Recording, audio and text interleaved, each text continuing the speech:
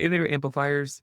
One of the most challenging things that I experience when connecting with other entrepreneurs and business owners when it comes to improving and amplifying their business, they think, yeah, I know this already. Or, yeah, I can ask AI these questions. But here's the thing, it doesn't matter what you know, it matters the actions that you're taking. And more importantly, if you're getting the desired result, are you really achieving what you want? Now, you may have an experience with music or sports. And our guest today has a background when it comes to helping people get into physical fitness. She compares how you could learn you can know what you need to do to dance, but it doesn't matter. If you know what you need to do, it matters you practicing. You practice and get better. You get better, you get different results. And small hinges swing big doors. Small little subtle nuances can have a big impact on how you show up and the results that you're getting, especially your bottom line. Now, our guest today is a rock star professional. She's a best-selling author, and she has the book Dancing with Numbers, which is a really cool concept, by the way. Fractional CFO, and also the CEO of FinCo, which is really helping people achieve better results when their numbers and more profitability, all those things, etc. So I'd love to welcome to Growth Amplifiers, Tricia Tate. Thank you so much for being here today and for sharing your expertise. Thank you for having me. Yeah, should I embellish just a little bit more about what we Yeah, do? yeah. I would love to get just a better idea of what are you currently bringing to the table when it comes to empowering those you serve? Got it. Again, my name is Tricia Tate, Tricia M. Tate. I like to use the middle initial. Someone told me one time when you look at yourself on the social interwebs, make sure that all of your information is coming up in the same place. So you have to manage your name and what you're attached to. Anyway, I'm CEO of FinCo. We are a fractional CFO services company that has been in existence almost 10 years come February, which I'm excited about and excited to celebrate. And as you said, also author of Dancing with Numbers, Grow a Financially Healthy Business, and Choreograph the Life That You Want. It's a little blurry right now, but it's okay. It's on Amazon. We are a fractional CFO company. And what that really means is we provide hindsight, insight, and foresight so that our business owners can grow and scale their businesses in a financially healthy way so they can exit successfully. We primarily from the finance industry have been CFOs in smaller businesses for years. And we bring a knowledge and a know-how around accounting, right? So accounting is the building blocks of finance and financial reports. If we don't have good numbers and good bookkeeping, then there's no way that we can even do the job that we do as fractional CFOs. Our clients range about 2 to 20 million because that's around the size and stage where businesses are complex enough where they need more than just reporting or tax planning. They need more than their bookkeepers organizing the financials in like a QuickBooks or a sound accounting system. Now they really need a visibility into their numbers. They need someone to help them figure out what are the best opportunities for growth. Should they go path A, B, or C? And if they go path A, B, or C, typically growth sucks up cash and you would need to access additional capital for lenders. So we help clients get lender ready, investor ready. We provide them with projections so that these lenders and investors can understand the future of the company and also so that they can see a potential return. And then more recently, we've been seeing a lot of business owners that are planning for exit. And so we help business owners give them guidance throughout the process. The first thing that a buyer typically wants to look at are the numbers. They want to crack open the numbers. So you want to make sure you not only show strong performance, but that you also have a strong financial structure, a good financial team, that your accounting processes make sense, that you have standard operating procedures. All of those things work together to ultimately add to the enterprise value of your business upon exit. So that's what we do at FinCo. And just the tie into the dance. So I have been a professional dancer. I have a passion for dance. I think it is okay that people have two loves in their life. I like numbers and I love dance. And because my personal mission is to transform the lives of thousands and thousands of business owners through financial consulting and financial education and getting access to capital. I want to make it digestible and easy for people to engage with their numbers. And I find that when people listen to their favorite song or they go on the dance floor, they free up themselves, they free up their spirit. They're not feeling overwhelmed and dis-ease from dance. And that's the feeling that I want our clients. That's the feeling I want audience members when I'm speaking. That's the feeling that I want them to have around financials and the numbers. And I wrote the book Dancing with Numbers because that's the feeling that I want business owners to have when they are dealing with their numbers. So my brand is very much a mix of dance and finance. Love that concept. And I was taking it more from the side of you really need to have those disciplines to really get great structured dance. But the feeling, you mentioned that I was at a conference down in Miami last week. It was a Reframe conference with Hector Garcia and Carlos Garcia. It was a really great event. They had a nice hotel and they did a rooftop party and they played a song. It was Michael Jackson, Billie Jean. Over the summer, my kids and I learned how to play that song. And when that song started playing, it hit me in the heart, just gave me some endorphins, and I just became the dance machine on the floor, even though I probably shouldn't be, but it helped me feel different. Yeah. And really enjoy that. And when you do have your numbers structured and organized and you know you're heading in the right direction, you feel better. You feel more confident. You feel like you're not just winging it. The decisions that you're making are stand on with confidence because you have the historic data and you can also see not exactly fortune teller, but you can project into the future as well. That's what makes, I just want to make a little distinction there. That's what makes a finance person different from an accounting person. It's a different way of thinking. Accountants are very good at making sure things fit into a particular bucket according to accounting principles and standards. But finance people look into the future and create projections based on reasonable assumptions. So it's not puffy, random assumptions, but we work with the business owner to really understand their plan for growth in order to communicate that plan in terms of numbers. So it's very imaginative and creative, which also plays into my creative performance side.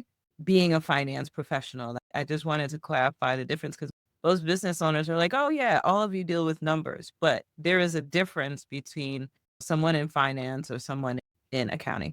I can very much relate to that. And that's one of the reasons I aim to connect with other advisors and build relationship. My background, my tune is into music. It's the creative side background, playing music. And I have the same challenge when it comes to sharing how I engage with people because I'm more of kind of like a marketing and sales strategist who helps look at the big picture and ties what are the adjustments? What are the things we could produce? What are the dials we could turn and adjustments we can make so that we can take someone's plan and amplify it? And the challenge that I think everyone could be having who's in the service professional background is more and more people are starting to think, oh, I could just ask AI. Why would I need to contact someone who has knowledge and expertise when I could just ask AI and it gives me the answers pretty quickly? It's pretty accurate. But I know my understanding, it's a tool, it can be used, but I think there a lot of other people need to understand the difference as well.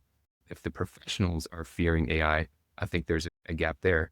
But if the entrepreneurs and the business owners are thinking that's their salvation, I think there's a gap there. So what are your thoughts when it comes to how people may be either over embracing or over fearing the rise of artificial intelligence? Someone referred to it as assisted intelligence, and I've borrowed from that going forward.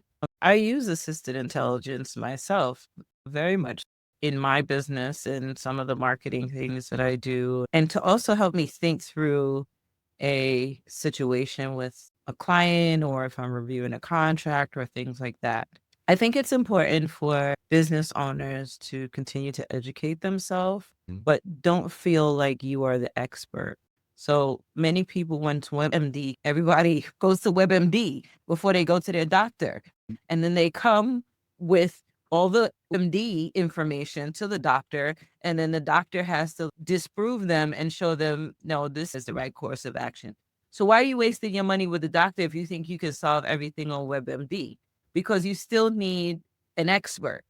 You still need someone to diagnose what's going on and then give you a prescription to get better, right? Same thing with an MRI machine. Doctor sends you to get an MRI. There's a radiologist and a technician that can read the report, but the doctor's got to take all the data and information and come up with a prognosis and a pathway for you to get better.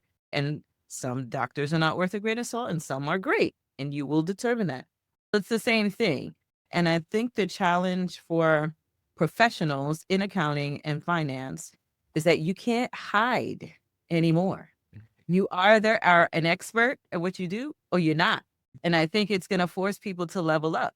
If you've been doing bookkeeping, I know this might hit some people a little weird, but if you've been doing bookkeeping, but you never took a course in accounting, it's going to force you to go take a course in accounting because you won't be able to refute what AI is saying unless you're an expert at that, right? If you're going to build a financial forecast or a 3-year projections with the P&L and the balance sheet and the cash flow statement, yeah, there are some apps and software for that, but you need to be able to tell the apps and the software what to do. And if you don't have finance background, you won't be able to do it. So I think assisted intelligence is helpful.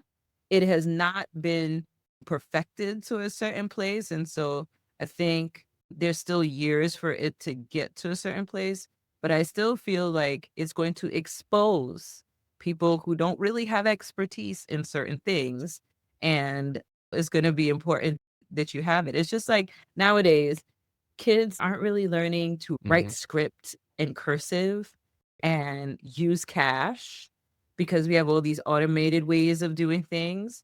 Hmm. But then at some point, we have to revert back to writing a contract, signing a contract. I know sometimes I go to stores now, they give you a different price when you pay in cash versus when you pay with credit card. So now people might revert back to paying with cash. So I'm saying all of this to say just because technology is assisting or automating or helping or supplementing the way we do things, the way we do business, I don't think it completely replaces the need for expertise.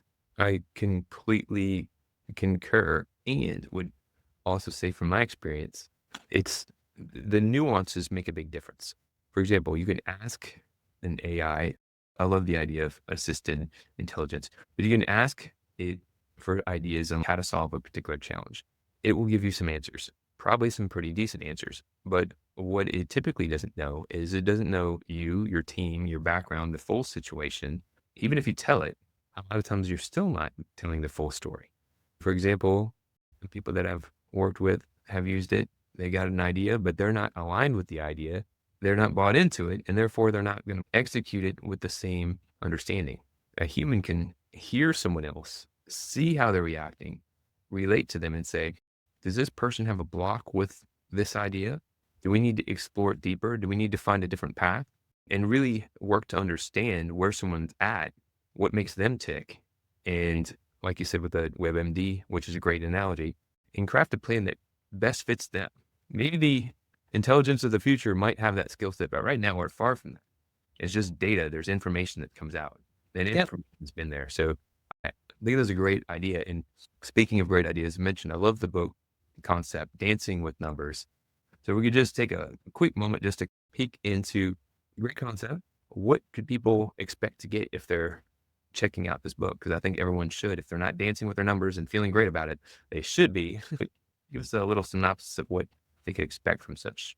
Okay. And so now hopefully people could see it more clearly. I like to call it CFO in the book in your hand or in your ears if you listen to Audible, because I have it on Audible. What they can expect to find is the experience of 20 business owners who are self-proclaimed numbers people who grew multi-million dollar businesses. And I talk about their evolution of their business and the evolution of the relationship to their numbers and how numbers played a part in their success and how they're growing the business. What people can also find in the book is a well thought out book that parallels financial management best practices with the process that a dancer takes to be at their peak. Mm. So I have this metaphor that I use that in the same way that a dancer and an athlete must strengthen their physical core to be at peak performance, a business must strengthen their financial core to be at peak performance. And oftentimes, business owners think about financial structure and their numbers when they're in crisis. Right. So they develop all the different parts of their business: sales, operations, customer experience. These are all very important things, but they invest so much money in these different areas and forget about the feedback loop. Like, how do you know you're doing good? How do you know that you can afford to invest in this thing or that thing? How do you know your people are doing well? Data and numbers is information. It's not something to be afraid of. So, what I encourage people to do in the book is think of your relationship and the evolution of your relationship to your numbers like a dance. Sometimes when you get on the dance floor for the first time or you're learning a new dance, or you don't know the people you're socializing with, you're a little hesitant. And you might feel it out. You might stand on the wall, but it might take a song or a dance partner or someone to get you just a little more comfortable, maybe a little libation, but it might take you something to get you comfortable. And I focus on the guide, the instructor that gets Mm. you on the dance floor and gets you moving. And then you start to feel a little bit more confident. And then you get into muscle memory. Before you know it, you're at a different level with the numbers, right? And so you're looking better on the dance floor, right? If you're a professional.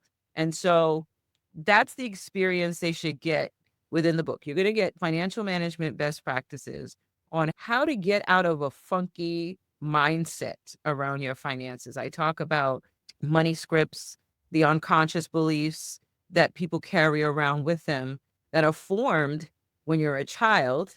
Because Mm. by 7 years old is when your financial knowledge and know how is formed, for good or for bad. And then people grow up with that financial mindset, and then they bring that mindset into their business. And some people who feel like, oh, I just get overwhelmed. Oh, I don't want to look at my statements. Oh, because I don't want to see the ebbs and flows. They think that's just them as a person. No, something happened back in the day that Mm. affected and impacted your relationship and your knowledge around money that was not resolved and improved. And so I also encourage people in the book to get as much financial knowledge and education as possible, because you never know who can say a thing and it land on you differently. Mm. And then you're more aware and you can move forward. Our clients, one of the values that we bring to our clients is education and empowerment. And I had a client recently share a testimonial whereby he said, I am going to forever be a top line person. Like, he's a sales guy, his corporate experience is sales. He focuses on revenue and top line. He said, I'll forever be that person. But what I have learned from you and your company is that there are other numbers and things that I need to be looking at.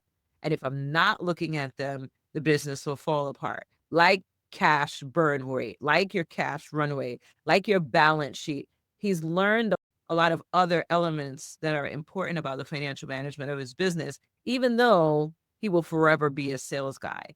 And that kind of aha light bulb moment is what we want to see with our clients. That's the light bulb moment I want people to get with this book. That's the transformation that I want people to experience, whether they're experiencing us through financial consulting, me through my speaking engagements, or in any other space. So that's what they're going to get. That's the long version of what they're going to get in the book. And then because I'm from New York and I'm from Brooklyn and I like pop culture, there's some pop culture references in there. I have something called the 10 Cash Flow Commandments, which is a ode to one of Biggie Small's song. I have a chapter in there that says, don't freestyle your financials. Like, you should have people on your money team at different stages of growth, and don't scrounge on that. Invest in the right people who can help you, because what you paid for is what you're going to get. And I've seen it time and time again. People are like, oh, my numbers and my bookkeeper is not doing, and my CFO is not. I'm like, what are you paying for those people? What's your budget?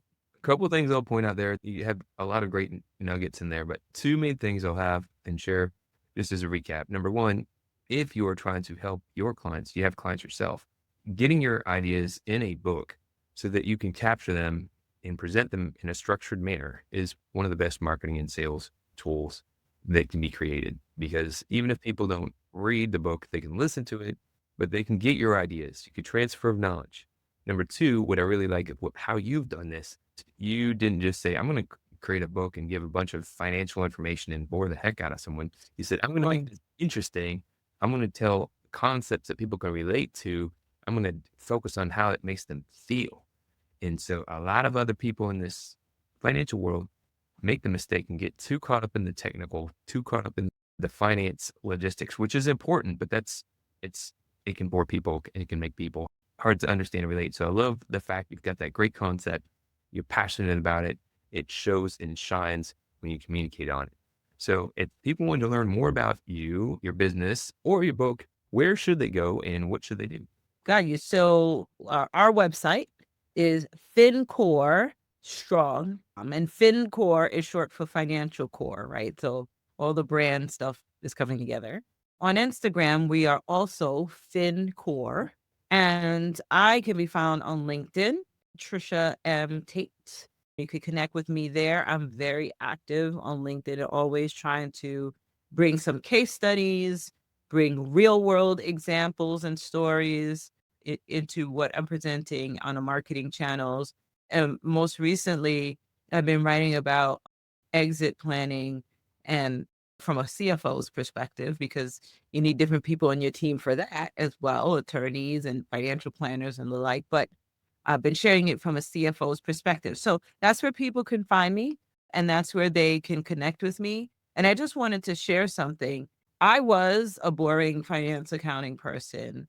And I remember when I was a student, when I was a Wharton undergrad and a Duke MBA, and I felt like these teachers were like the teacher in Peanuts. And I was like, what are they talking about? Because all of this does not apply today, and this is boring, and I am bored to tears, but I love numbers and spreadsheets. And I had to figure out, how can I bring some life and energy and excitement to a different language? Finance is a completely different language. Mm. And we as accountant and finance people can easily talk it to each other. But when you are trying to communicate to a client or a person that has no finance and accounting background, in order for them to want to listen to you, you got to make it exciting. You got to make it digestible. And so I had to figure that out and learn it. And my performance background has helped me share it in a fun, exciting way. So I don't want my fellow accounting and finance people to feel like I'm poo-pooing on them. We are very brainy, data-driven people, but there's a huge difference between knowing a thing and then educating somebody on something. All experts aren't good teachers. So there's a difference. But anyway, I just gave another extra sermon. You just asked me where they could find us. I gave you LinkedIn and Instagram and our website. That is a great parting tip. We do ask for a parting tip, and you're on top of it. Tricia M. Tate, I like the fact you use your middle initial. I was going to try to do that. My middle initial Yes, is middle initial, Tante. my middle initial is W. My last name is Harper, and when I look at it together, it looks like don't be called Kenny Warper. Who's that Warper fellow? And KWH. I mean, no. Core. Anyway, thank you so much for your time, for your energy, You're and for welcome. who you are. Appreciate it. And if you're listening in, don't just listen to something. Take an action. Take some sort of action. Go check out the book. It'd be worthwhile. Or think about how you can be more creative and tie your passion into what you do. Until next time, keep on amplifying. Thank you so much. To show your support, take a moment to amplify this message by sharing it online. To connect with me or gain more business growth insights, visit www.growthamplifiers.com. Thank you for your support.